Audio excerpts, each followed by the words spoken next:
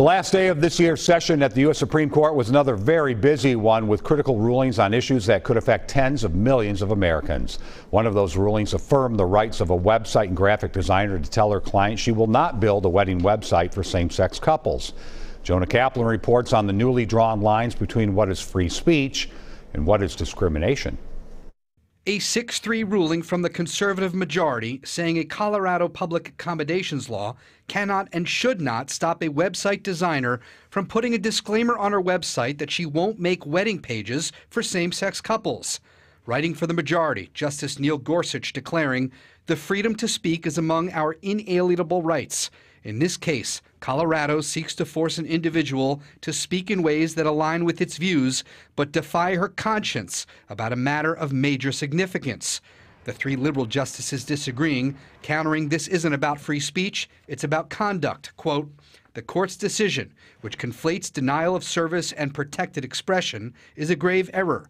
The opinion of the court is quite literally a notice that reads, some services may be denied to same-sex couples." The Colorado case and the decision in D.C. reverberating among the LGBTQ community in Minnesota. People can choose not to or to be a Christian, but no one can choose their sexual identity or their gender identity. It's just discrimination. It's just legal, codified discrimination now.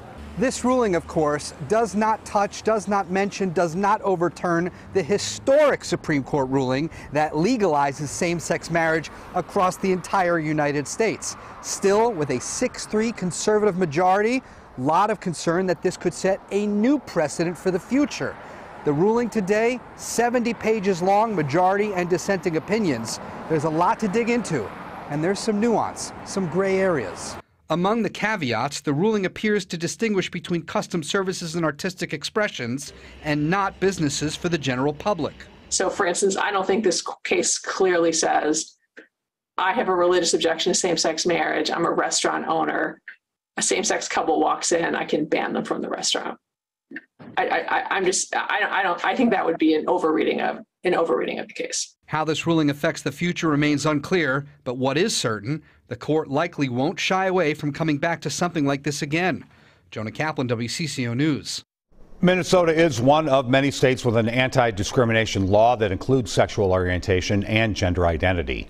The Minnesota Department of Human Rights says they firmly believe in civil rights and will be working on how to apply this ruling moving forward.